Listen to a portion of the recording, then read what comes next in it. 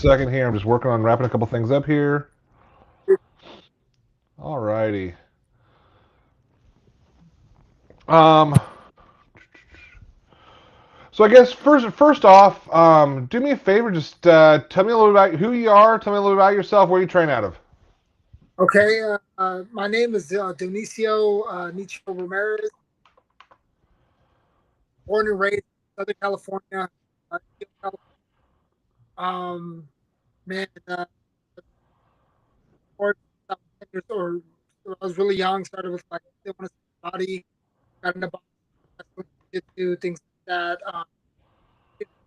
After boxing, 16, 17, and then uh, did a little bit of wrestling in high school.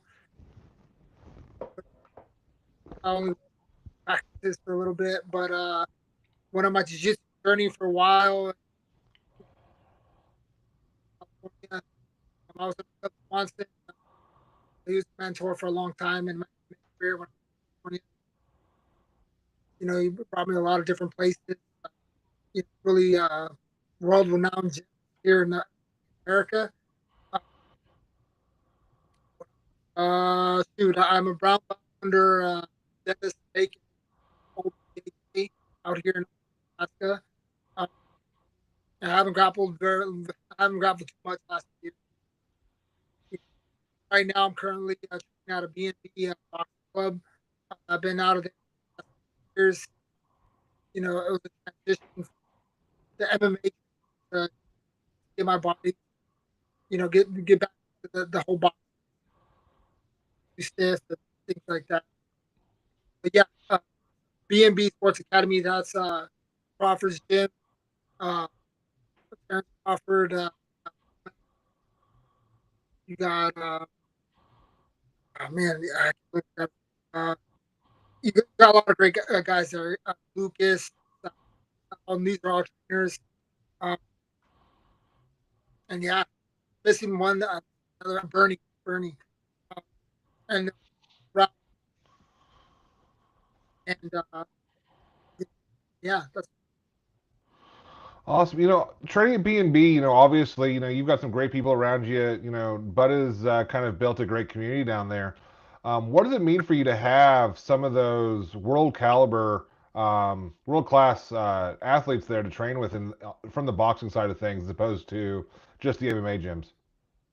I think it's great, man. Seeing you know, it's kind of like a thing where you can kind of replicate when you see these dudes training and seeing what they go through, uh, seeing their styles, seeing their movement, seeing their critiques, like when they get critiqued, the advice they give you, uh, and things like that. They collaborate a lot, a lot of great people there.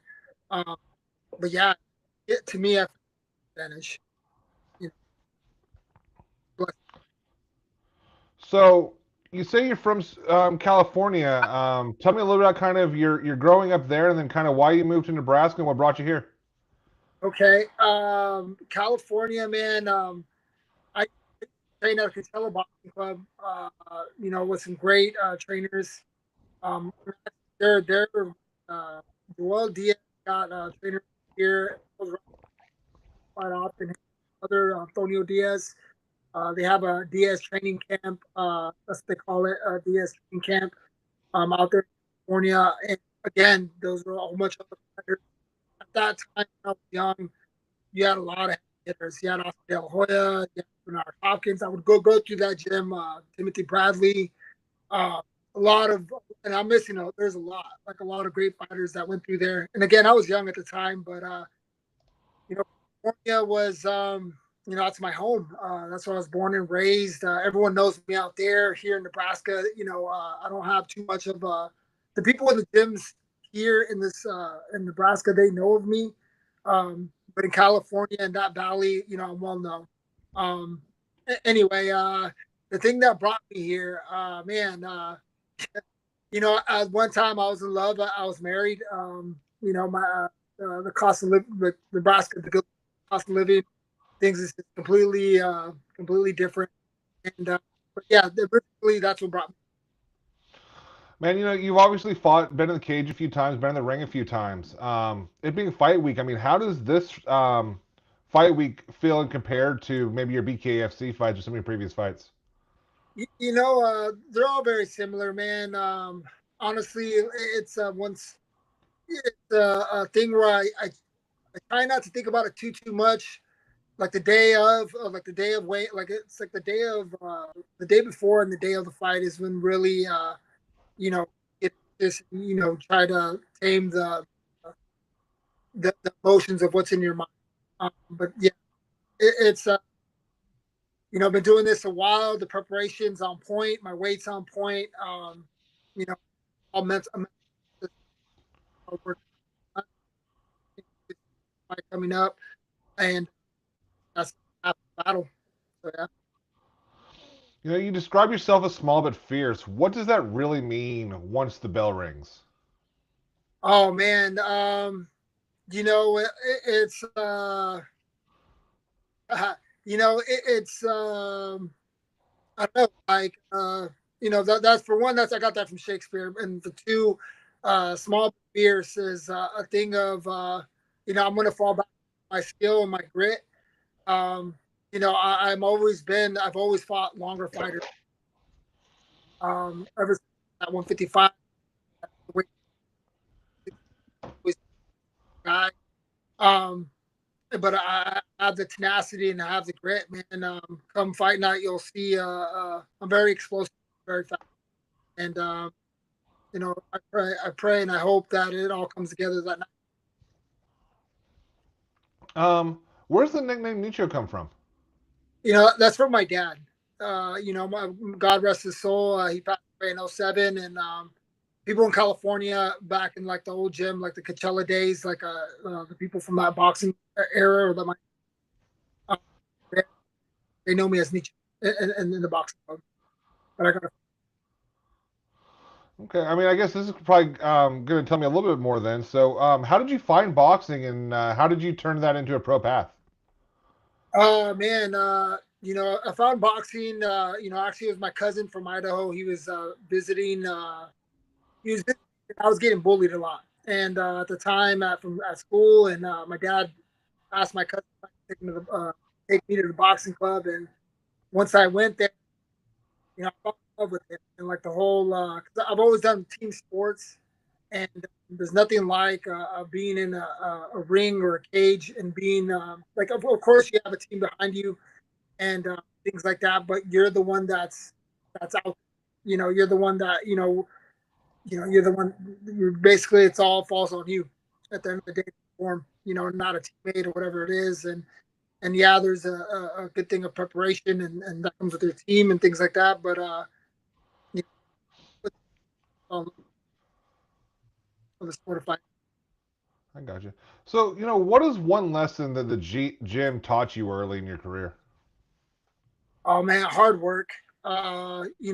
Dedication, discipline, uh, showing up, and listen to listen to your mentors, your coaches, people that are more experienced, and the biggest thing is like you're always gonna have bad days. Whether you're sore, whether you're just like shit, I don't want to go, or you get beat up. And I think the most important thing is to show up. Don't waver. Just back. Um, so kind of, obviously in combat sports, having a support system around you is really important. Who's kind of pushed you the hardest to stay on the path while you've come up? Oh man, when my dad was alive, he instilled a lot of it in me, and I think I carried that with him everywhere else I go.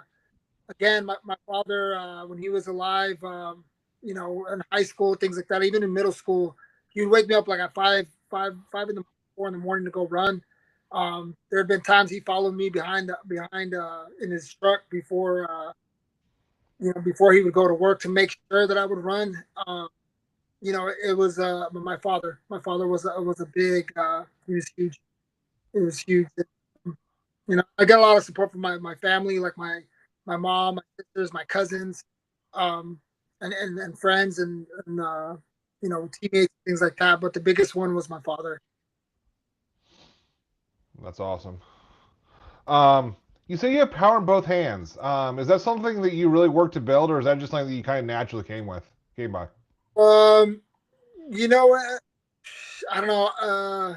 I felt like, in a sense, yeah, like it was a little bit of both, man.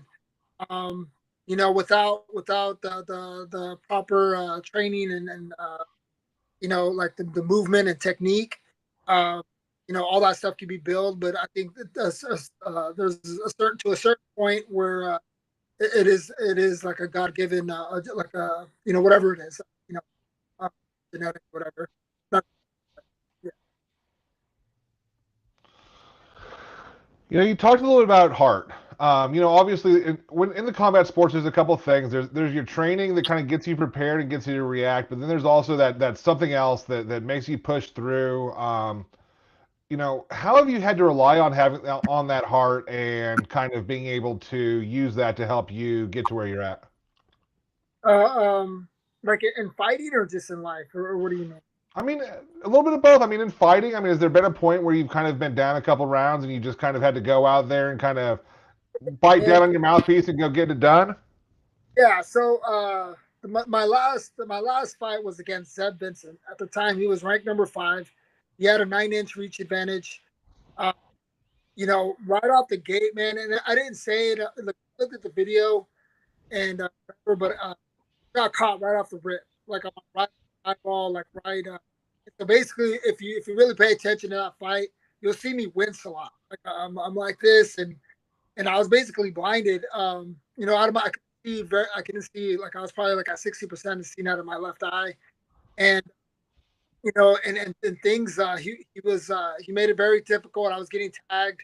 It didn't look like much at the like when you look in the video, but he was catching, and that I relied on my my boxing skill. My the training kicked in. Uh, not to because I've seen fighters, and I respect all fighters in general, life and in the ring, competitors. But you see guys that they get hurt in their eye or even like whatever it is, and that they could it stops.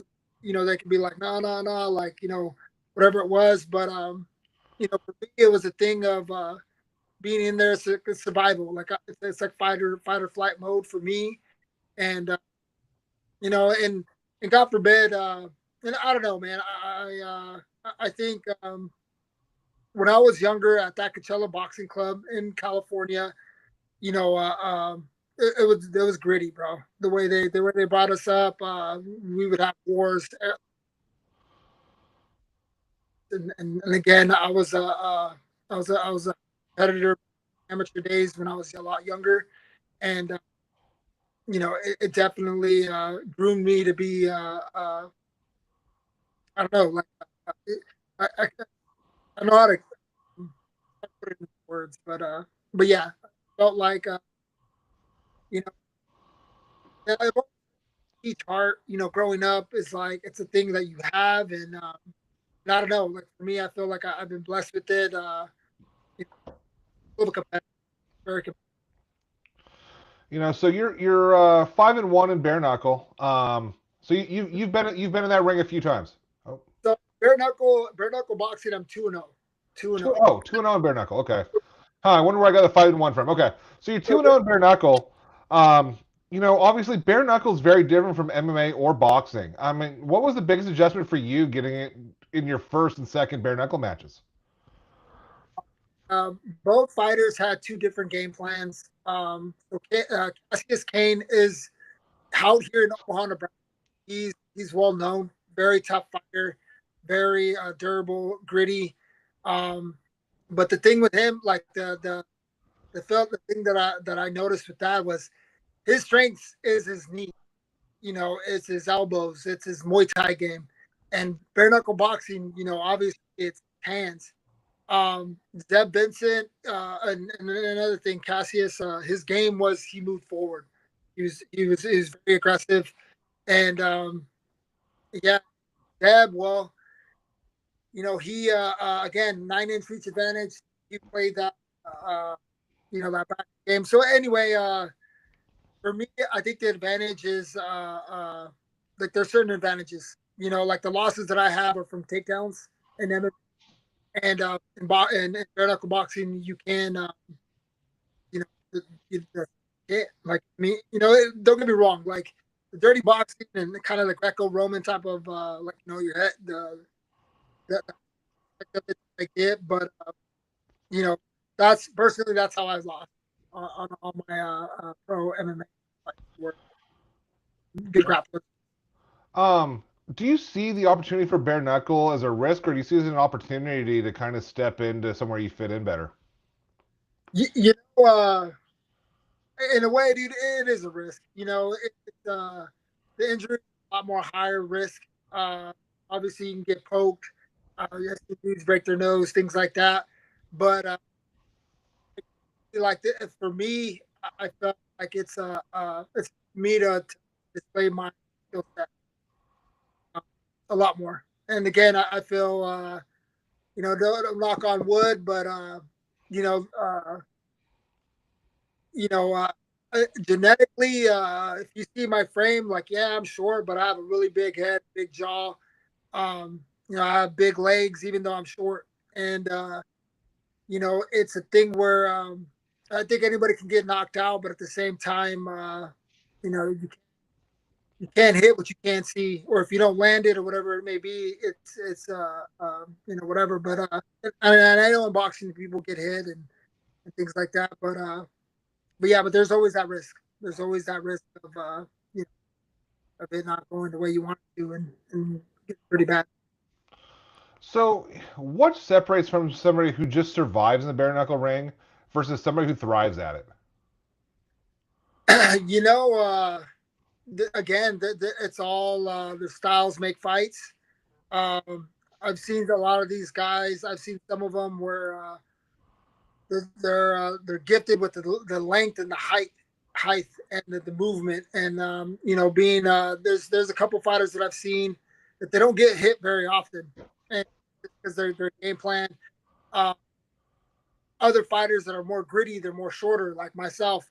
They're gonna have to take a shot to give a shot, and so it's all on what is that old saying? God gives us all tools, and it's just these are the tools that He gives us. For those are the ones that we know how to play with. And, meaning me and my body type, like that. You just got to play it to your advantage um, and work off. Um, so, what does it mean for you to fight in a Omaha with your people in the building? It feels great, man. Omaha people like moving to Omaha. Um, I love Omaha. Omaha is a great place. The people are great. Um, it feels great to you know to be be hopefully God willing everything goes the way it's supposed to go and being on that platform to really show their appreciation of what Omaha has given me. I've learned and I've grown a lot mentally here in this place since moving here. And like I said, I'm Omaha. There's a lot of beautiful people, and it's very. And there's a lot of compared to where I'm from, it's a lot different. Person, I feel like it's awesome. My kids are here. Um, and yeah, my kids and my friends and things like that. But excited to put on a show, man. Put on a show. When you walk out of the cage, what do you hear? Do you hear the crowds or do you hear your music? Man, I don't know. It's just weird. Like it's just kind of like I want to say I could hear, but then I can't. Like it's just like a tunnel. Like it's weird. It's just so surreal. It's hard to explain. Like just it's a trippy feeling, dude. It really is. It's really trippy. Um, what does a win on Saturday? What does that unlock for you? I'm sorry. Say that again. What does a win on Friday or Saturday? I'm sorry, I have Friday written down for some dumb reason. What does a win Saturday? What does that mean to you? What does that unlock for you? You know, it unlocks a lot, man. You know, Lonzo, he is old veteran, but he is a warrior, and he has a good record, hell of experience, very durable fighter. Um, and he has a great reputation when it comes to fighting here in this here in Omaha. And you know, again, man, that win would be great. You know, it's just it would keep the momentum going in my favor when it these different promotions and things like that. Um, you know, we'll see. I just was AFC and there's something they're trying to line something up, and we'll see what happens. You know, God willing, I come out healthy and things like that. Uh, yeah, see what happens. How do you feel you've grown from your first bare knuckle fight to this one? Oh man, a lot. You know, I tell you the when I mentioned earlier from the because the training in MMA to the training in bare knuckle for me was completely different. You know, because back when the MMA, it's a lot of you know pushing and pulling, like with the grappling aspect. So I would have to get a lot more strength, like a lot. I would be more slower, a little more stiffer. You know, at the same time, I would try to keep that speed. Uh, but I feel like with the training and the people that I'm around, and the way that my body is responding, it's you know it's going to be night and day from the first one to this one. And don't get me wrong, that first fight, man, if you'd seen it, it was like even the commentator Chris Lytle, and the other dude was saying that that was like one of the best first showing that they had. And again, that was a special thing. Uh, and against Conan, and yeah, I hope to replicate what he did on that. So, as far as building your career, I mean, is it about patience and waiting for the right things to come along to you, or is it about making noise and asking for what you want in building your career? You know, man, I'm kind of in a like from what I've seen, like for me, man, I try to show everyone respect. You know, especially like when it comes to this game, like UFC fighters, warriors, and things like that. Thing on the promoting side, I've seen a lot of fighters that they talk a lot of shit, or they you know noise, add to the promotion, and it's a thing where I know that we're considered products, and we're supposed to like to you know whatever it may be, but you know I kind of like that old school you know like for what's the dude from Russia, real quiet, soft spoken dude. It shows respects to everybody, and when it comes to it, he opens up, and I don't know, like for me, I hope and I hope my performances are enough to show what kind of fighter that I am in this, you know. But yeah. I got you. Um, why should fans tune in? I mean, obviously, I'm here to sell subscriptions to MMA Futures. But why should fans tune in to watch this fight? Oh man, if you like underdogs, if you like smaller fighters that are going against bigger guys, if you like someone that's gonna go in and you know show no fear, and do their best to do whatever it takes to get that win, and to you know if you like that underdog, I'm your guy. I've always been an underdog. I've always been a smaller fighter. Um, you know, I've been slept on a lot throughout my career, and you know, Yeah, and fireworks. You guys want action, things like that. I'm your guy. You know, definitely put it on the line, and you know, we put it on the line. What do you promise when people watch Dinocio Nico Ramirez fight? What can people what can you tell people about you as your fighting style? Um, and it's going to be explosive, fast, uh, a lot of movement, a lot of in and out stuff. When the time is right, going for the kill, and I'm not going to shy away. If I get caught, I'm gonna try. So yeah. One last question. For those people that want to kind of follow your journey, how can people support you? Where can they support you? And how can they watch the fight this week? Right. So it's on it's live stream. Yeah, I should have wrote this stuff down, man. Showing support of my Instagram is Pathfinder Love. Love. Dude, I'm like so bad. Dude, but look on my Facebook, Dinicio Ramirez, and really, I would greatly appreciate the support and show up to Dynasty Combat Sports. They're a great organization here in Omaha, Nebraska. The owners they're amazing, and the fighters, they have a lot of talent on that card. All right, man. Hey, I appreciate you taking the time to sit down and talk with me. I will make sure that I collab with you on anything that we do with this.